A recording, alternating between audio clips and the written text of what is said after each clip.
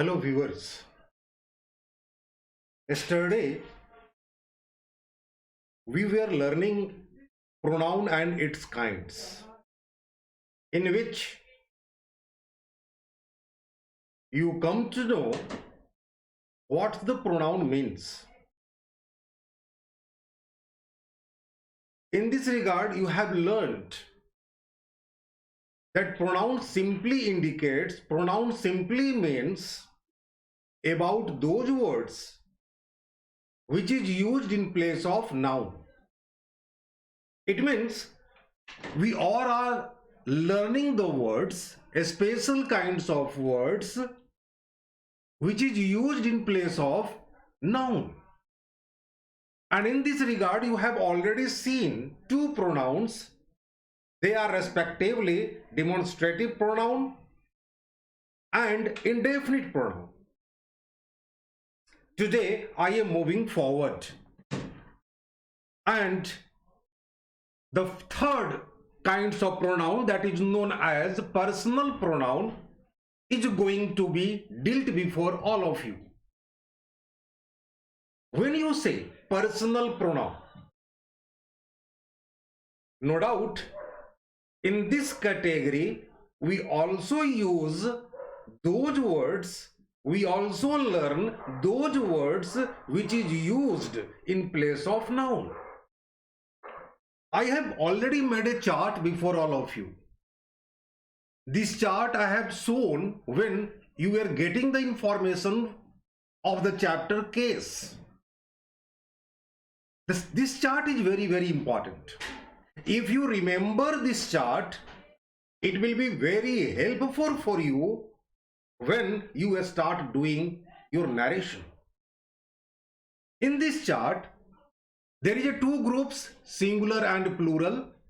दो ग्रुप आप यहां पर देख रहे हैं, सिंगुलर और प्लूरल का. ये एनसी जो है इसका अर्थ होता है नॉमिनेटिव केस यानी subjective case, OC objective case, sorry PC possessive case, and OC objective case. Again in plural group, nominative case, possessive case, and objective case. First person nominative case I, possessive case my, objective case me. Plural form में first person nominative case we, possessive case our, and objective case us. In this way, this chart simply explains, and you should remember it: I, my, me, we, our, us, you, your, you, your, you, he, his, him, she, her, it, its, it, they, their, them. अगर आप इसे याद कर लेते हैं तो आपको बहुत सहूलियत प्राप्त होगी जब आप नरेशन को करेंगे. In real sense, you will get delight when you start doing the narration, when you start learning how to write long sentences. This chart will help you too much. अब सवाल ये उठता है कि ये सारे वर्ड्स हमारे प्रोनाउंस हैं सिर्फ पजेसिव केस को छोड़कर. ध्यान दीजिएगा, जितने भी वर्ड्स इसमें देख रहे हैं, आई आपका प्रोनाउन है, मी उसका ऑब्जेक्ट फॉर्म है, यू आपका प्रोनाउन है और यू भी आपका ऑब्जेक्ट फॉर्म है, ही आपका प्रोनाउन है, हिम भी प्रोनाउन है ऑब्जेक्टिव फॉर्म में, सी आपका प्रोनाउन है, हर भी आपका प्रोनाउन है. यानी जितना आप देख रहे हैं चार्ट में नॉमिनेटिव केस के अंदर और ऑब्जेक्टिव केस के अंदर, वह आपका प्रोनाउन है. और जो बीच में आप देख रहे हैं पजेसिव केस में, वह आपका प्रोनाउन नहीं, वह आपका एडजेक्टिव है. जब एडजेक्टिव नामक चैप्टर को डील करेंगे तो ये सारे शब्द देखने को मिलेगा. मैं फिर से बोलना चाहूंगा कि जितने शब्द आप नॉमिनेटिव और ऑब्जेक्टिव ग्रुप में देख रहे हैं, वो सब आपके पर्सनल प्रोनाउन हैं. और जो बीच वाले में जिसे आप पजेसिव केस के नाम से जानते हैं, वह आपका एडजेक्टिव है. अब सवाल ये उठता है, एडजेक्टिव को एडजेक्टिव वाली क्लास में देखेंगे हम लोग। अब सवाल ये उठता है कि क्या आई का प्रयोग सीखने की आवश्यकता है? तो आपका उत्तर होगा नो सर, सिर्फ इसका एक प्रयोग होता है मैं के अर्थ में। क्या मी को सीखने की आवश्यकता है? नो सर, क्योंकि मी आई का ऑब्जेक्ट है, और जब सेंटेंस में ऑब्जेक्ट होता है तो हम कैसे मी का प्रयोग करते हैं, अनेकों सेंटेंस पैटर्न में आपने देखा है। ठीक उसी तरह से वी और अस को सीखने की आवश्यकता नहीं है, क्योंकि अनेकों सेंटेंस में वी का प्रयोग करना, अस का प्रयोग करना आप जानते हैं।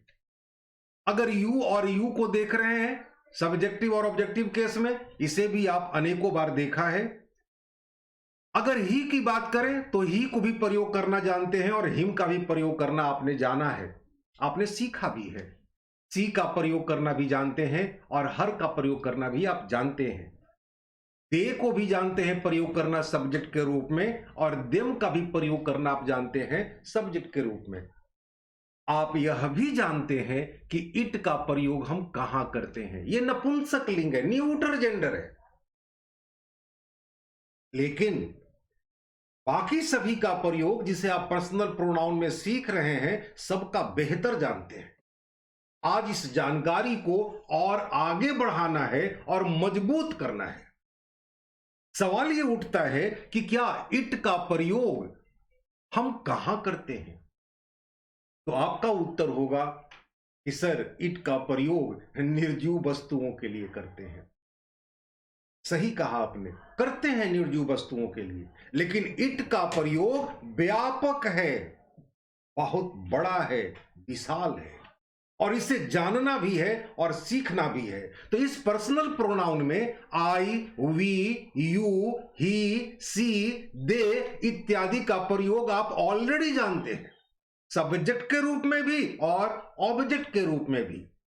आज सीखना है हम लोगों को इट का प्रयोग।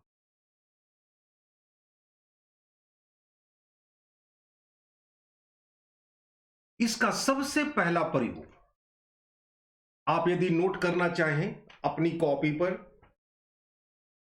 तो बेहतर होगा, नोट कर लें, मस्तिष्क में भी नोट करें। मेरी पूरी कोशिश होती है कि मैं डायरेक्ट आपके मस्तिष्क पर ही लिख डालूं। मैं अपनी तरफ से कोई कसर नहीं छोड़ूंगा आपके मस्तिष्क तक अपनी बातों को पहुंचाने में। जरूरत पड़े तो आप अपनी कॉपी पर इसे लिख सकते हैं।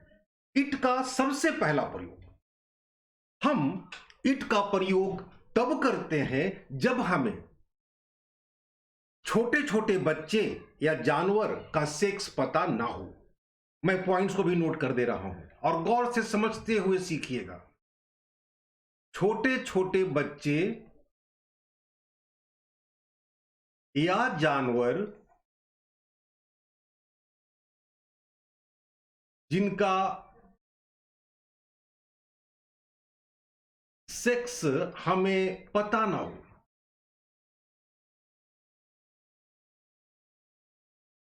बहुत महत्वपूर्ण पॉइंट।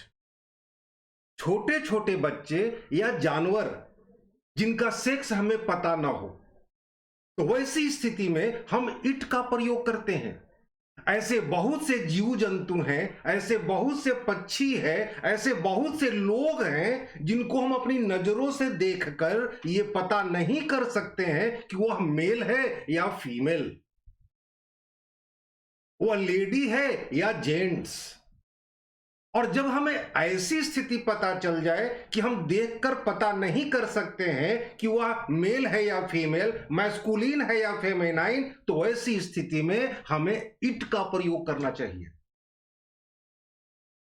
गौर कीजिएगा, कॉम्पिटिटिव एग्जाम्स में अक्सर एक सवाल इस टॉपिक से रहता है, छोटे छोटे बच्चे या जानवर जिनका सेक्स पता ना हो, हम इट का प्रयोग करेंगे। जैसे I saw a child, it was weeping। जरा गौर से समझने का प्रयास करेंगे, कहां पर प्रोनाउन इस्तेमाल किया गया। आप बोलेंगे सर इट का प्रयोग किया गया, ये प्रोनाउन है। ये किसके लिए आया? तो ये चाइल्ड के लिए आया, बच्चे के लिए आया। अगर बच्चे का सेक्स पता होता कि वह पुरुष है तो हम इस्तेमाल करते ही वॉज वीपिंग। अगर यह पता चलता कि वह बच्चा स्त्री है तो हम इस्तेमाल करते सी वॉज वीपिंग। लेकिन जब आपको पता ना चले कि वह मेल है या फीमेल, तो ऐसी स्थिति में हमें इस्तेमाल करना चाहिए इट। मैंने एक बच्चे को देखा, वह रो रहा था। इट का अर्थ यह ही नहीं, वह भी होता है। ये आपके इस्तेमाल करने पर निर्भर करेगा। एक एग्जाम्पल और देखिए, आई saw a crow. It was flying in the sky. मैंने एक कौवा को देखा, वह आकाश में उड़ रहा था। तो यहां पर प्रोनाउन कहां पर है? प्रोनाउन आपका इट है। किसके लिए ये आया? तो ये क्रो के लिए आया। क्यों आया इट? इसलिए कि उस पक्षी का सेक्स हमें पता नहीं है कि वह मेल है या फीमेल। तो जब कभी भी किसी नाउन का सेक्स का पता ना चले, छोटे छोटे बच्चे हों, जानवर हों, उनका सेक्स का पता ना चले, तो हमें इट का प्रयोग करना चाहिए। बहुत इंपॉर्टेंट। दूसरा प्रयोग हम इट का करते हैं, वह है, गौर से समझने का प्रयास करेंगे और दिमाग में नोट करते चलेंगे। नाउन और प्रोनाउन पर, नाउन और प्रोनाउन पर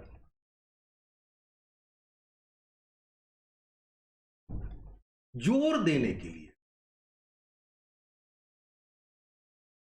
जोर देने के लिए अगर किसी नाउन पर हमें जोर देना है या प्रोनाउन पर हमें जोर देना है तो हम इट का प्रयोग करेंगे। जैसे अगर आप कहते हैं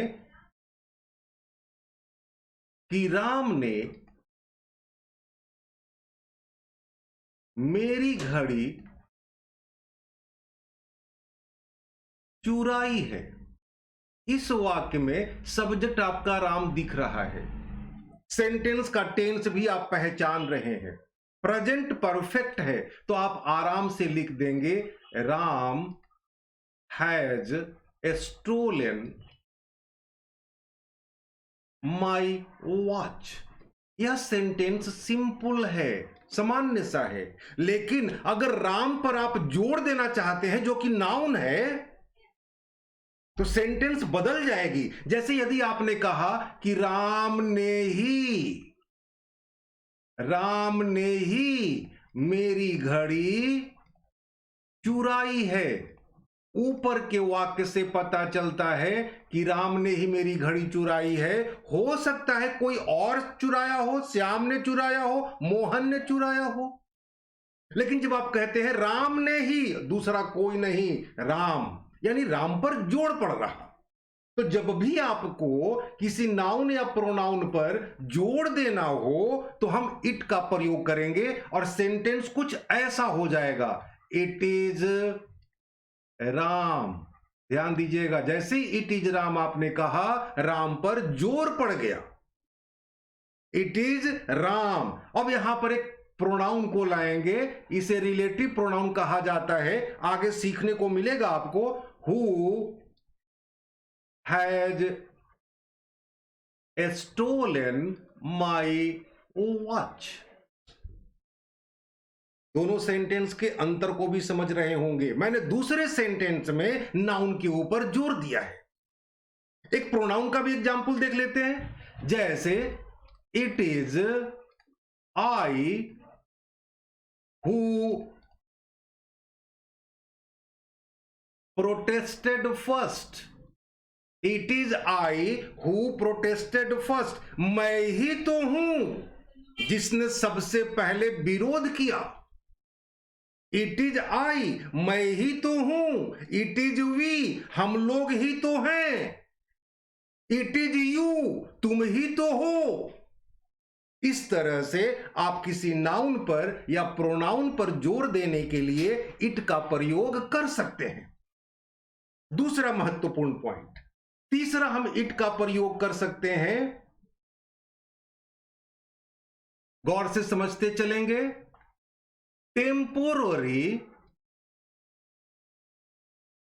टेम्पररी सब्जेक्ट के रूप में। टेम्पररी सब्जेक्ट यानी एक अस्थाई सब्जेक्ट के रूप में। अस्थाई, उसका वाक्य में मीनिंग नहीं होगा, वह डमी होगा।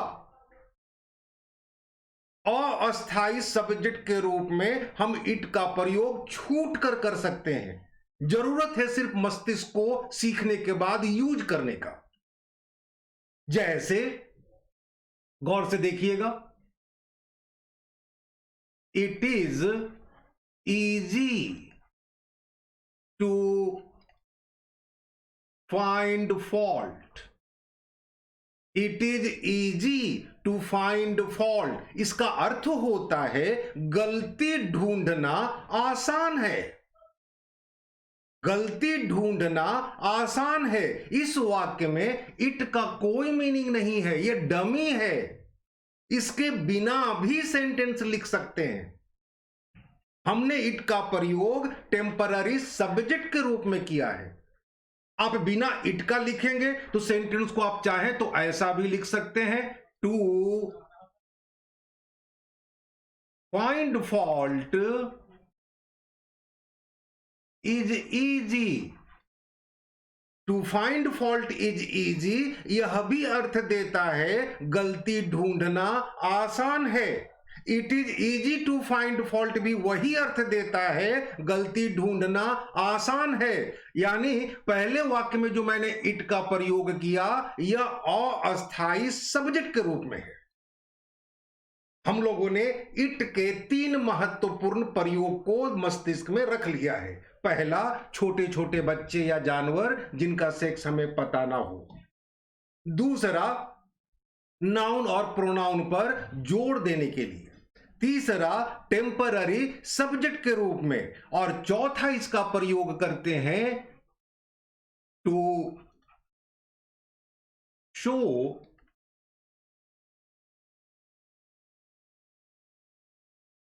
Time and climate.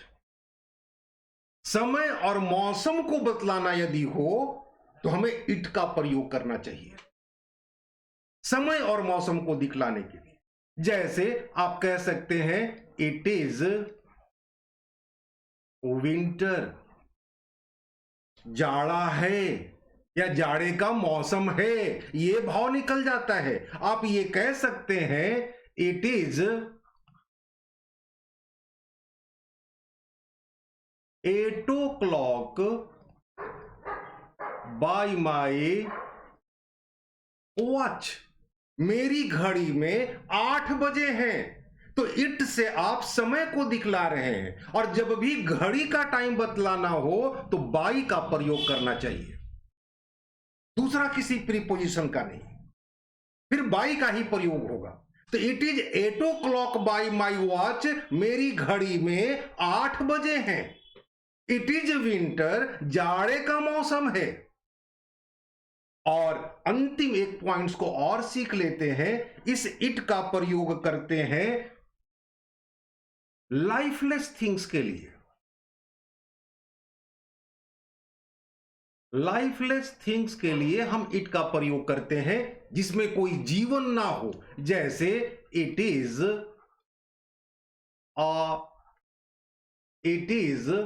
A toy.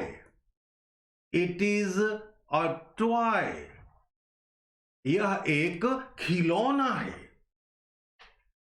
ये जो 5 पॉइंट्स आपके सामने हैं बहुत महत्वपूर्ण है, ज्ञान के दृष्टिकोण से भी, प्रतियोगात्मक परीक्षाओं के दृष्टिकोण से भी और अपने नॉलेज के दृष्टिकोण से भी। इट के मैंने 5 प्रयोग आपके सामने रखे हैं। एक प्रयोग और है जो आगे में मिलेगा, समझते हुए हम लोग को चलना है। इट के 5 प्रयोग आपकी जुबान पर चढ़ जानी चाहिए। यदि मैं आपसे पूछूं तो आपका आंसर होना चाहिए, यदि आपसे पूछा गया कि इट के कौन कौन से प्रयोग हैं तो आपको बोलना चाहिए। पॉइंट नंबर 1, छोटे छोटे बच्चे या जानवर जिनका सेक्स पता ना हो, नाउन और प्रोनाउन पर जोर देने के लिए, टेम्पररी सब्जेक्ट के रूप में, समय और मौसम को बतलाने के लिए, और लाइफलेस थिंग्स के लिए। यदि आप ऐसा स्पीड में बोल जाते हैं तो निसंदेह आपके पास एक अतिरिक्त दौलत आ जाती है और आप बहुत खुश महसूस करेंगे। ज्ञान की इन सारी चीजों को देखने सुनने के बाद भी जब आपसे पूछा जाता है और आप उत्तर नहीं दे पाते हैं तो निसंदेह वह आपको मायूस करता है, और इसमें गलती सिर्फ आपकी है, क्योंकि आपने जिन चीजों को देखा, जिन चीजों को सुना, उसे मस्तिष्क में नहीं रख पा रहे। जरूरी है मस्तिष्क में रखने की। यह था इट का प्रयोग। आज उसकी टॉपिक में थोड़ी सी बातें वैसी भी आ रही हैं जिनको लिखना भी जरूरी है, और यदि मैं लिखने का काम ज्यादा किया तो निसंदेह थोड़ा सा लंबा क्लास हो जाएगा। मैं इसे शॉर्ट करना चाहता हूं। अगर आप लिखने का प्रयास करें और मैं एग्जाम्पल्स को दिखा दूं तो शायद सीखना ज्यादा आसान हो जाएगा। ऐसे मेरी कोशिश होगी कि मैं आपके मस्तिष्क पर सारी चीजों को लिख डालूं। अगला पॉइंट, अब ये जो अगला पॉइंट है तो पर्सनल प्रोनाउन से रिलेटेड, लेकिन आपको ध्यान देकर सीखना है। मैं फिर से पॉइंट नंबर 1 खींच रहा हूं। अभी हम लोगों ने सीखा इट के प्रयोग को। पॉइंट नंबर 1, मैं धीमी गति से बोलूंगा, अगर आप लिखना चाहें तो नोट कर लें, कॉपी पर ज्यादा सहूलियत होगी। पहला पॉइंट, जब दो या दो से अधिक नाउन, जब दो या दो से अधिक नाउन एंड से जुड़ा हुआ हो तो प्रोनाउन प्लूरल होता है। जब दो या दो से अधिक नाउन एंड से जुड़ा हुआ हो तो प्रोनाउन प्लूरल होता है। जैसे इस नियम के आधार पर एक एग्जाम्पल सामने देता जाऊंगा, जैसे Ram and Shyam are friends, they are appreciated by the teacher। गौर से समझिएगा, नियम क्या कहा कि जब दो या दो से अधिक नाउन एंड से जुड़ा हुआ हो, जरा समझिएगा, यहां दो या दो से अधिक नाउन यहां एंड से जुड़ा हुआ है तो प्रोनाउन प्लूरल होता है। तो राम और श्याम के बदले में प्रोनाउन कहां पर आया? तो आप बोलेंगे सर ये दे आया। ये दे किसके लिए आया? तो राम और श्याम के लिए। तो जब भी दो या दो से अधिक नाउन एंड से जुड़ा हुआ होगा तो प्रोनाउन हमेशा प्लूरल होगा। लेकिन इसी पॉइंट में एक अपवाद सा आ रहा है। लेकिन पैराग्राफ चेंज करके लिखेंगे, जब दो या दो से अधिक नाउन एंड से जुड़ा हुआ हो, नोट कर लें, जब दो या दो से अधिक नाउन एंड से जुड़ा हुआ हो और एक ही व्यक्ति एक ही वस्तु के बारे में बतलाए या दिखलाए तो प्रोनाउन सिंगुलर होता है। बहुत इंपॉर्टेंट पॉइंट, मैं फिर से रिपीट कर रहा हूं, जब दो या दो से अधिक नाउन एंड से जुड़ा हुआ हो और एक ही व्यक्ति एक ही वस्तु के बारे में दिखलाए तो प्रोनाउन सिंगुलर होता है। जैसे the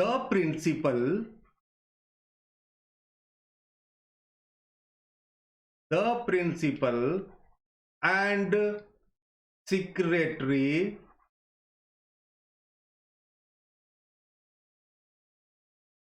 failed to do his work।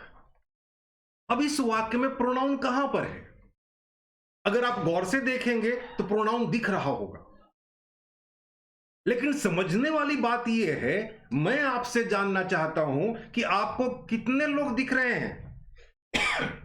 Sorry, आपको वाक्य में कितने लोग दिख रहे हैं? तो आप बोलेंगे सर 2 व्यक्ति दिख रहे हैं, द प्रिंसिपल एंड सेक्रेटरी, 2 आदमी है। नहीं, ये 2 नहीं है, ये एक ही है। प्रिंसिपल भी वही है जो सेक्रेटरी है, यानी सेक्रेटरी भी वही है जो प्रिंसिपल है। आप पूछेंगे सर आपने तो पहचान कर बतला दिया, हम कैसे पहचाने? आसान तरीका, यदि प्रिंसिपल और सेक्रेटरी के पहले कोई एडजेक्टिव आ जाए, आर्टिकल आ जाए या एडजेक्टिव आ जाए, अगर एक एडजेक्टिव आया है या एक आर्टिकल आया है तो हम एक मानेंगे, और अगर 2 आया है तो हम उसको 2 मानेंगे। अब जरा इस नियम के आधार पर आप जांचने का प्रयास करें, द प्रिंसिपल एंड सेक्रेटरी, मात्र एक आर्टिकल एक एडजेक्टिव लगा है, तो हम कितना माने? उत्तर मिलेगा 1। लेकिन यदि आप कह देते हैं कि the principal and the secretary, तो अब कितने हो गए? 2। जैसे यदि मैं आपसे बोलूं कि I have a red pen and a blue pen, गौर से सुनिएगा तो समझ में आएगा। I have a red pen and a blue pen, मेरे पास कितना कलम? 2, क्योंकि रेड पेन के पहले ए लगाया हूं, ब्लू पेन के पहले ए लगाया हूं। लेकिन यदि यह कहा जाए I have a red pen and blue pen, अब मेरे पास कितना कलम है? सिर्फ 1। ये आसान सा टेक्निक है सेंटेंस में सिंगुलर और प्लूरल को पहचानने का, और मैं उम्मीद करता हूं कि इन बातों से आपका जेहन में कंफ्यूजन दूर हो गया होगा। द प्रिंसिपल एंड सेक्रेटरी, एक ही आर्टिकल है, एक व्यक्ति है, यानी सब्जेक्ट हमारा सिंगुलर है। नियम क्या कहता है कि जब 2 या 2 से अधिक नाउन एंड से जुड़ा हुआ हो और एक ही व्यक्ति एक ही वस्तु के बारे में दिखलाए तो प्रोनाउन सिंगुलर होता है। तो प्रिंसिपल एंड सेक्रेटरी के लिए जो प्रोनाउन आया वो कौन सा है? वह है आपका ये हिज। ये हिज किसके लिए आया? तो प्रिंसिपल और सेक्रेटरी के लिए, जो एक ही व्यक्ति हैं। I hope this point is now quite crystallized clear to you all. And mind it, one question for the common errors usually asked in the competitive exams. पहला पॉइंट आपका क्लियर हो चुका होगा। पर्सनल प्रोनाउन के दूसरे points की तरफ चलते हैं, गौर करेंगे और नोट भी करते चलेंगे। जब 2 या 2 से अधिक नाउन एंड से जुड़ा हुआ हो और उसके पहले ईच या एवरी नामक शब्द हो तो प्रोनाउन सिंगुलर होता है।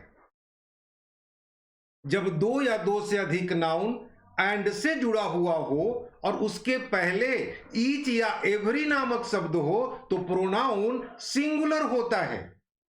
जैसे each soldier and every sailor was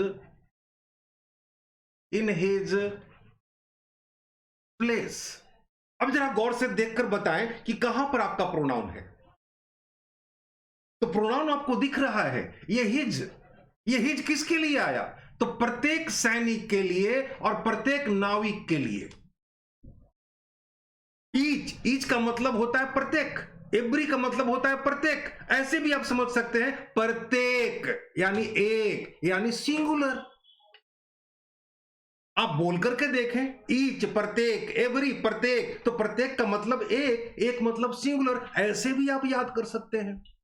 जब 2 या 2 से अधिक नाउन एंड से जुड़ा हुआ हो और उसके पहले ईच या एवरी नामक शब्द हो तो प्रोनाउन हमारा सिंगुलर होता है। I hope this point is also clear to you. Next point. गौर से समझने का प्रयास करेंगे। ये सारे इंपॉर्टेंट हैं और आपकी सेंटेंस को लिखने में शुद्धता बरतेंगे। ये आपकी शुद्धता को डेवलप करेगा। अगला पॉइंट, जब दो या दो से अधिक नाउन आइदर और से जुड़ा हुआ हो, आइदर, थोड़ा सा इन शब्दों को समझ लेते हैं। आइदर और, ये पेयर में चलने वाले शब्द हैं, या फिर नाइदर नॉर, ये पेयर में चलते हैं। और बड़ा सुंदर सा प्रोनाउन है ये भी। इसके अर्थ को पहले समझें। ये दोनों शब्द या तो दो व्यक्ति के लिए या दो वस्तु के लिए इस्तेमाल होते हैं। इसको मस्तिष्क में रख लें। आइदर और या नाइदर नॉर या सिर्फ आइदर या नाइदर सिर्फ दो व्यक्ति या दो वस्तु के लिए इस्तेमाल होते हैं। आइदर हमारा अफर्मेटिव है, नाइदर हमारा निगेटिव है। इसलिए नाइदर में भूल करके भी नो, नॉट, नेवर का प्रयोग नहीं करना चाहिए। बहुत इंपॉर्टेंट। आइदर का अर्थ हो जाता है, आइदर का अगर इसका अर्थ को देखें तो इसका अर्थ हो जाता है दो में से कोई एक, दो में से कोई एक। और जैसे ही आप नाइदर कहते हैं तो नाइदर का अर्थ हो जाता है दो में से कोई नहीं। नाइदर निगेटिव है, आइदर अफर्मेटिव है। यदि कोई नाउन, दो नाउन आइदर और या नाइदर नॉर से जुड़ा हुआ हो तो प्रोनाउन आमतौर पर सिंगुलर होता है। जब दो नाउन आइदर और या नाइदर नॉर से जुड़ा हुआ हो तो प्रोनाउन सिंगुलर होता है। जैसे आइदर, आइदर सीता और Gita forgot to take her umbrella। अब इस वाक्य में नियम के मुताबिक कहां पर प्रोनाउन है? तो आप बोलेंगे सर प्रोनाउन दिख रहा है, ये हर हमारा प्रोनाउन है। ये किसके लिए आया? तो ये आया या तो सीता के लिए या तो गीता के लिए। तो जब भी दो नाउन आइदर और या नाइदर नॉर से जुड़ जाए तो वैसी स्थिति में प्रोनाउन सिंगुलर होता है। मैं समझता हूं पॉइंट्स क्लियर होगा। चौथी बात को समझने का प्रयास करें। ये जस्ट इसी से मिलता जुलता है। यदि दो नाउन, एक सिंगुलर नाउन और दूसरा प्लूरल नाउन, समझिएगा, यदि सिंगुलर नाउन और प्लूरल नाउन आइदर और नाइदर नॉर से जुड़ जाए तो प्रोनाउन प्लूरल होता है। ऊपर वाले में था दोनों सिंगुलर तो प्रोनाउन सिंगुलर। अगर सिंगुलर नाउन और प्लूरल नाउन आइदर और या नाइदर नॉर से जुड़ जाए तो प्रोनाउन प्लूरल होता है। उम्मीद है आप नोट भी कर लिए होंगे। जैसे either the manager or his assistants failed to achieve their target। अब जरा नियमों के मुताबिक देखें। मैंने आपसे कहा कि जब सिंगुलर नाउन और प्लूरल नाउन और या नॉर से जुड़ जाए तो प्रोनाउन हमारा प्लूरल होता है। अब सिंगुलर नाउन जैसे either the manager, plural noun his assistants, और या नॉर से जुड़ गया है तो प्रोनाउन हमारा कैसा होगा? प्लूरल होगा। और कहां पर प्रोनाउन है? तो ये देयर। ये देयर किसके लिए आया? ये देयर आया या तो मैनेजर के लिए या फिर उसके असिस्टेंट्स के लिए।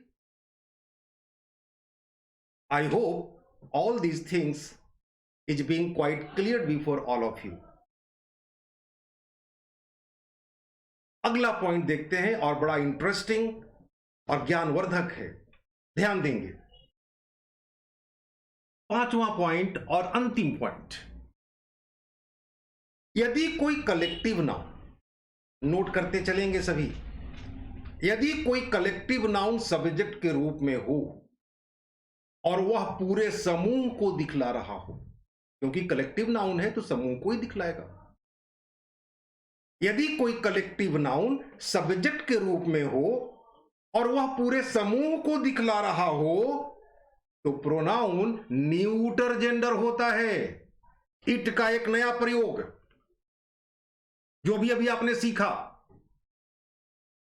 यदि कोई कलेक्टिव नाउन सब्जेक्ट के रूप में हो और पूरे समूह को दिखला रहा हो तो प्रोनाउन न्यूटर जेंडर होता है।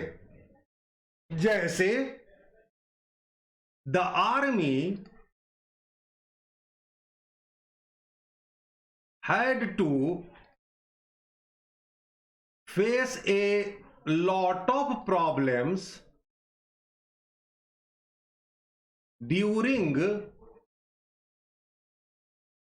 its march।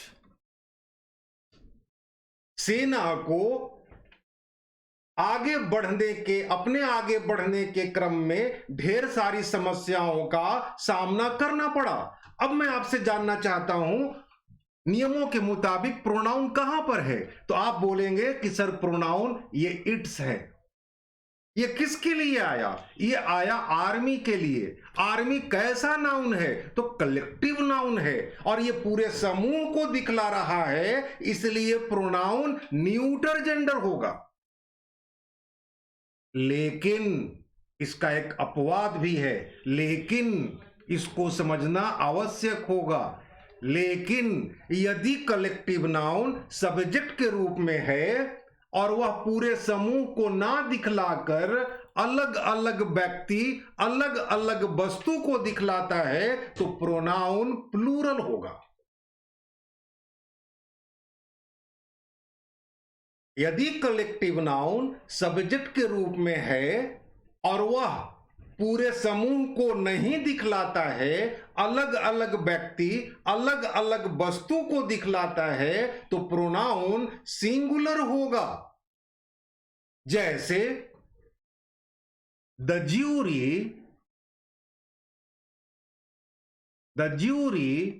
Where divided in their opinion. गौर से समझने का प्रयास करेंगे। यहां पर ज्यूरी आपका कलेक्टिव नाउन है। ज्यूरी का अर्थ होता है ग्रुप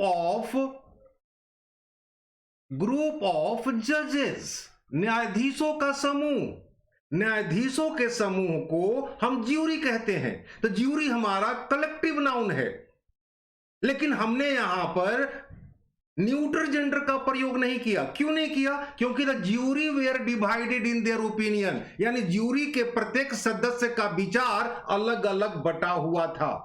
कलेक्टिव नाउन तो है, लेकिन इससे अलग अलग व्यक्ति, अलग अलग वस्तु का बोध हो रहा, तो वैसी स्थिति में हम प्रोनाउन प्लूरल इस्तेमाल करेंगे।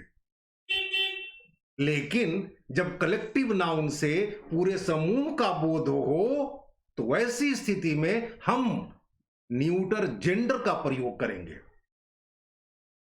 अब बात को और थोड़ा सा आसान करने का मैं कोशिश कर रहा हूं। इस सेंटेंस में ज्यूरी से अलग अलग व्यक्ति का बोध हो रहा। अगर हम एक सेंटेंस ऐसा बनाएं जिससे कि समूह का बोध हो तो आंसर बदलेगा। जैसे अगर आप कहते हैं ज्यूरी ने अपना निर्णय दिया, सेंटेंस को समझिएगा। ज्यूरी ने अपना निर्णय दिया, यानी इस ज्यूरी में न्यायाधीशों के समूह ने एक ही निर्णय दिया, सबका निर्णय एक ही था।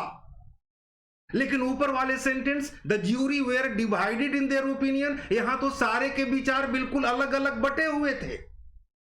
ज्यूरी ने अपना निर्णय दिया, क्योंकि इसे पूरे समूह का बोध हो रहा है, तो हमें यह लिखना चाहिए the jury gave it's decision. आप समझ रहे होंगे कि कितना अंतर है, और इसमें थोड़ा सा प्रोनाउन में मिस्टेक करेंगे तो कॉमन एरर्स डेवलप कर जाएगा। यहां तक में हम लोगों ने क्या सीखा, तो पर्सनल प्रोनाउन को शुद्धता के साथ समझने और लिखने का जो टिप्स होता है, जो महत्वपूर्ण बातें होती है, वो मैंने आपके सामने रखा। आपको लगेगा कि सर बहुत टफ लग रहा है, टफ नहीं है, सिर्फ दो ही बात तो है, सिंगुलर और प्लूरल। इतनी ही बात को समझना है, बड़ा आसान महसूस होगा। मैं जल्दी जल्दी इन चीजों को करने का प्रयास करता हूं, आप मेरे साथ टैली करें। आप जानते हैं कि कोई भी चीज एक है तो सिंगुलर कहलाता, और जैसे ही एक में एक जुड़ता है तो वह प्लूरल हो जाता है। इस बात को अगर याद रखेंगे तो ये पांचों टिप्स आपके सामने क्रिस्टलाइज्ड क्लियर हो जाएगा। कोई भी व्यक्ति एक है तो सिंगुलर है, वस्तु एक है तो सिंगुलर है, और व्यक्ति और वस्तु का बड़ा महत्व है अंग्रेजी की दुनिया में। एक व्यक्ति एक वस्तु में एक और व्यक्ति या वस्तु जुड़ गया तो वह प्लूरल हो जाएगा। और इसी बात को अगर ध्यान में रखते हैं तो आपका आंसर देखिए कितना आसानी से आएगा। जैसे पहला पॉइंट, मैं सारे पॉइंट्स को डील कर रहा हूं पुनः। जब दो व्यक्ति एंड से जुड़ा हुआ है, दो व्यक्ति एंड से जुड़ा हुआ है तो प्रोनाउन प्लूरल होगा। जब दो व्यक्ति एंड से जुड़ा हुआ है लेकिन एक ही व्यक्ति एक ही वस्तु को दिखलाता है, एक ही व्यक्ति एक ही वस्तु को दिखलाता है, तो प्रोनाउन सिंगुलर हो जाएगा।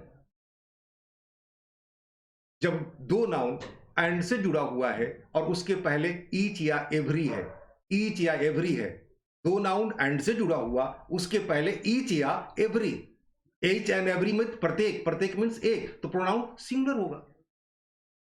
जब दो नाउन एंड से जुड़ा हुआ है, सॉरी, दो नाउन और या नॉर से जुड़ा हुआ है तो प्रोनाउन सिंगुलर होगा।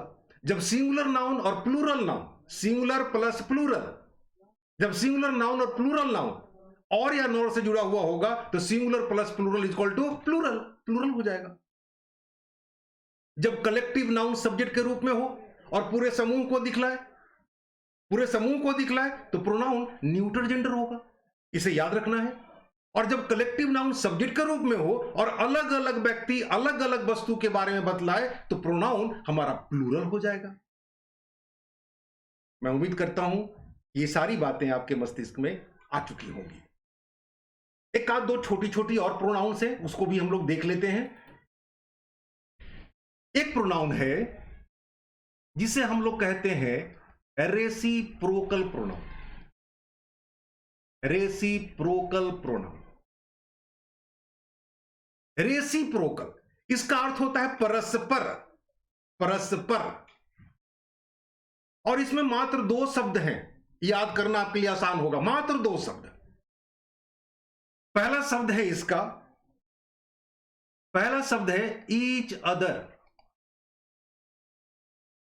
और दूसरा शब्द है वन अनदर। ईच अदर और वन अनदर, ये मात्र दो शब्द हैं जिसे हम रेसिप्रोकल प्रोनाउन के नाम से जानते हैं। और इसका अर्थ होता है, दोनों का एक ही अर्थ होता है, एक दूसरे के साथ या एक दूसरे से, एक दूसरे से आप ऐसा भी कह सकते हैं। लेकिन ध्यान देने वाली बात यह है कि इसका, ठीक है, एक दूसरे से अर्थ होता है, लेकिन इसका ध्यान देने वाली बात यह है कि ईच अदर का प्रयोग जब भी होगा तो दो व्यक्ति या वस्तु के बीच में, ध्यान इसी बात का रखना है। अगर दो व्यक्ति के बीच की कोई बात है तो ईच अदर,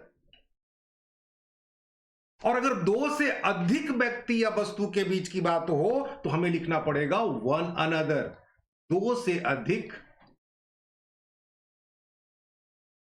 व्यक्ति या वस्तु के बीच में अगर आप इस्तेमाल करना चाहते हैं तो ऐसी स्थिति में वन अनदर, दो रहेगा तो ईच अदर, और दो से अधिक होगा तो one another. It's very easy to remember. जैसे अगर आप कहते हैं, सेंटेंस से स्पष्ट हो जाएगा, जैसे आप कहते हैं Ram and Shyam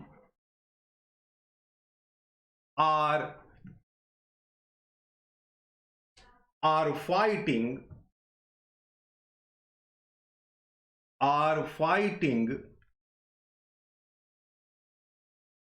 with each other।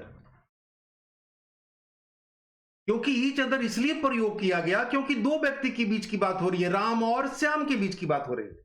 लेकिन अगर इससे ज्यादा होंगे तो हम ईच अदर नहीं करेंगे, अगर करेंगे तो गलत हो जाएगा, हमें वन अनदर का प्रयोग करना चाहिए। फिर जैसे आप कहते हैं दे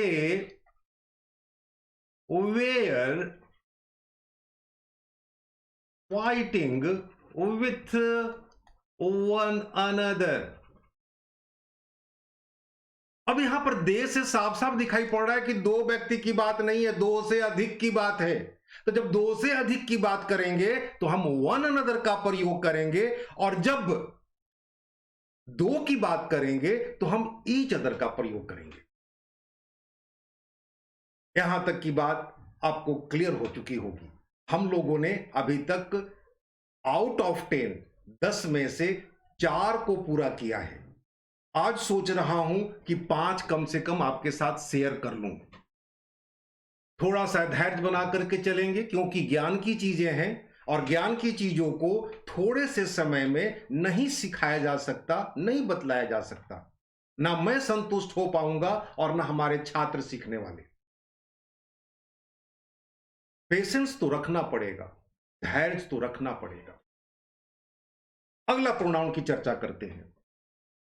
तीसरी बात मैं कर रहा हूं, और तीसरी बात में एक ही साथ हम लोग एक नहीं बल्कि 2 प्रोनाउन को सीख लेंगे। नाम उनका होगा क्रमशः, बहुत शॉर्ट सा है। पहले को कहते हैं रिफ्लेक्सिव प्रोनाउन, और दूसरे को हम लोग जानते हैं इंफैटिक प्रोनाउन के नाम से। रिफ्लेक्सिव बना है जिस शब्द से, उसको बोलते हैं रिफ्लेक्ट। रिफ्लेक्ट का मतलब होता है परावर्तित करना, एक्शन को परावर्तित करना, खास तौर पर इस ग्रामर के नियमों के मुताबिक। और इंफैटिक ये बना है इंफेसिस से, जोर देना, जोरदार बनाना। इंफैटिक मीन्स इंफेसिस देगा, एंड रिफ्लेक्सिव मीन्स रिफ्लेक्ट करेगा। कैसे? सबसे पहले तो यह सीखें कि रिफ्लेक्सिव प्रोनाउन में और इंफैटिक प्रोनाउन में कौन कौन से वर्ड्स होते हैं। ये वर्ड्स को पकड़ना है। हम लोग सीख क्या रहे हैं? हम लोग सीख रहे हैं शब्दों को। कैसे शब्दों को सीख रहे हैं? तो हम लोग वैसे शब्दों को सीख रहे हैं जो नाउन के बदले में इस्तेमाल किया जाता है। और रिफ्लेक्सिव और इंफैटिक प्रोनाउन में हम लोग के पास कुछ शब्द हैं। यदि मैं आपसे पूछूं कि क्या सेल्फ का प्लूरल हो सकता है, तो बहुत से छात्र बोलेंगे सेल्फ, इसका प्लूरल तो नहीं हो सकता। नो, इसका प्लूरल हम कर सकते हैं, और सेल्फ का प्लूरल हो जाता है सेल्फ्स। मेरी इस लिखने के अंदाज से आपको पता चल चुका होगा कि रिफ्लेक्सिव और इंफैटिक प्रोनाउन हम सेल्फ और सेल्फ्स के सहारे बनाते हैं।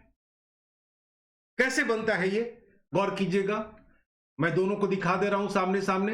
ये आपका सिंगुलर, ये आपका प्लूरल।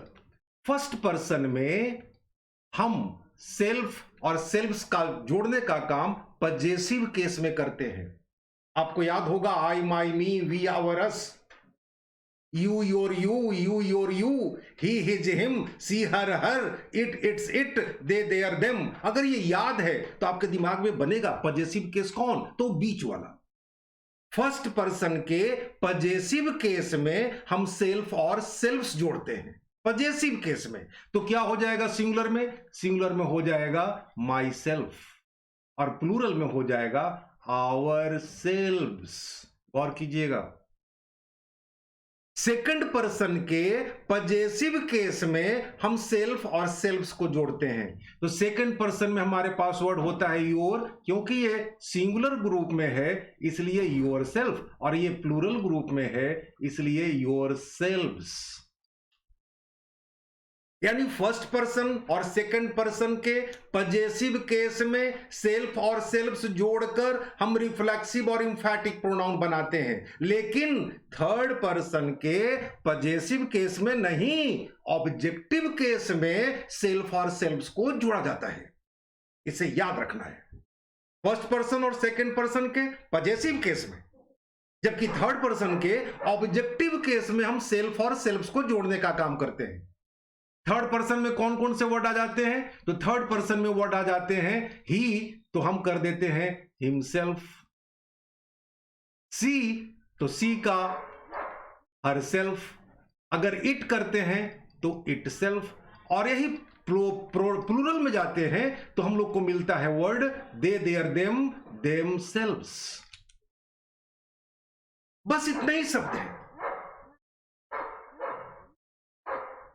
इसका अर्थ स्वयं होता है, सेल्फ का अर्थ स्वयं होता है। और फर्स्ट पर्सन सेकंड पर्सन के पजेसिव केस में और थर्ड पर्सन के ऑब्जेक्टिव केस में सेल्फ और सेल्फ्स को लगाने का काम करते हैं। आपने प्रोनाउन में एक इंडेफिनिट प्रोनाउन में वर्ड सीखा था वन, तो आप वन सेल्फ कर सकते हैं, वन सेल्फ ऑब्जेक्टिव केस में। यह भी थर्ड पर्सन सिंगुलर नंबर की श्रेणी में आएगा, और बहुत इंपॉर्टेंट है इसे जानना। अगर मैं आपसे पूछूं what is one, what is one, तो आप बोलेंगे सर काउंटिंग है। What is one? One is a pronoun. अंग्रेजी की दुनिया में एक का अंग्रेजी वन नहीं होता, इस बात को यहां पर समझ लें। अंग्रेजी की दुनिया में एक का अंग्रेजी वन नहीं होता है, दो का अंग्रेजी टू हो जाता है, 10 का अंग्रेजी 10 हो जाता, 100 का अंग्रेजी 100 का अंग्रेजी 100 हो जाता, लेकिन एक का अंग्रेजी वन नहीं होता है। इसे ध्यान में रखना है। तो फिर एक का अंग्रेजी क्या होता है? एक का अंग्रेजी हो जाता है ए या एन। मेरे पास एक कलम है, आई हैव वन पेन नहीं, आई हैव ए पेन। उम्मीद है ये बात आपके मस्तिष्क में रहेगी। What is one? One is a pronoun in English. अब हम लोग आ जाए मेन पॉइंट पर। थोड़ी सी अतिरिक्त जानकारी मैं देने लगा था आपको। सेल्फ और सेल्फ्स लगाकर हम रिफ्लेक्सिव और इंफैटिक प्रोनाउन बनाते हैं। अब इसका यूज कैसे करें, यूज को थोड़ा सा देखें। जैसे अगर आप कहते हैं ही burnt himself, मैं यहां भी एग्जाम्पल लिख रहा हूं, he himself burnt। अगर दोनों का अंग्रेजी में मीनिंग को देखा जाए तो अर्थ मिल रहा है वह स्वयं जल गया, वह स्वयं जल गया। लेकिन यह अंग्रेजी की विशेषता है, गौर से समझने का प्रयास करेंगे। यहां पर देखें, यहां पर ही ने जलने का एक्शन किया, और क्रिया का फल जिस पर पड़ता है उसे हम ऑब्जेक्ट कहते हैं। जलने का एक्शन किया तो इसका फल इस पर पड़ रहा है, यानी एक्शन जो है रिफ्लेक्ट हो रहा है। एक्शन जब रिफ्लेक्ट होगा तो ऐसी स्थिति में हम रिफ्लेक्सिव प्रोनाउन कहेंगे। सब्जेक्ट के द्वारा किया गया एक्शन यहां पर आपका रिफ्लेक्ट हो रहा है। लेकिन अगर इस वाक्य को देखें, सब्जेक्ट यहां पर है और बर्न्ट यहां एक्शन किया, इसका रिफ्लेक्शन किसी पर नहीं जा रहा है। तो सवाल यह उठता है, ये हिमसेल्फ किस पर जोर दे रहा? तो हिमसेल्फ जोर दे रहा है ही के ऊपर, सब्जेक्ट के ऊपर जोर दे रहा है। तो ऐसे इस्तेमाल को बोलेंगे इंफैटिक प्रोनाउन, और जहां पर एक्शन का रिफ्लेक्शन मिल रहा है उसको बोलेंगे reflexive pronoun. I hope you are understanding, you understand very well now. एक और आसान तरीका शेयर करता हूं आपके साथ, ध्यान दीजिएगा। ये शायद आपको ज्यादा अच्छा लगेगा और सीखना आसान हो जाएगा। यदि सेल्फ और सेल्फ से लगा हुआ शब्द, यदि सेल्फ और सेल्फ से लगा हुआ शब्द सब्जेक्ट के बगल में हो, जैसे आप यहां देख रहे हैं सब्जेक्ट के बगल में, अगर सब्जेक्ट के बगल में हो तो इंफैटिक प्रोनाउन, और अगर वर्ब के बगल में हो तो वो रिफ्लेक्सिव प्रोनाउन। अगर ये टिप्स भी याद रहा तो काफी आपको फायदा पहुंच जाएगा। मैं फिर से बोल रहा हूं, यदि सेल्फ और सेल्फ से लगा हुआ शब्द सब्जेक्ट के बगल में हो जाए तो वैसे सेंटेंस इंफैटिक हो जाते हैं, और यदि वर्ब के बगल में चला जाए या अंत में चला जाए तो वैसे को हम रिफ्लेक्सिव प्रोनाउन के नाम से जानते हैं। जैसे मैं कुछ एग्जाम्पल दे रहा हूं, पकड़ने का प्रयास करें। The gun itself started, the gun itself started, जाहिर सी बात है, सोचकर बोले, emphatic pronoun. I did this work myself, I did this work myself, सोचकर बोले, reflexive pronoun. I myself completed this work, emphatic pronoun. The boys themselves created this work, emphatic pronoun. The boys created this work themselves, reflexive pronoun. आज की period में मैंने cover करने की कोशिश की और इस संबंध में आज हम लोगों ने 5 प्रोनाउन को कवर कर लिया है। 3 छोटे छोटे प्रोनाउंस बच रहे हैं जिसको मैं जल्द से जल्द कवर करना चाहूंगा, आपकी मस्तिष्क में उसे रखना चाहूंगा ताकि आप आराम महसूस कर सकें लिखने में और बोलने में। With these words I am going to conclude today's session with saying all of you thanks a lot for watching these all important materials. Thank you very much.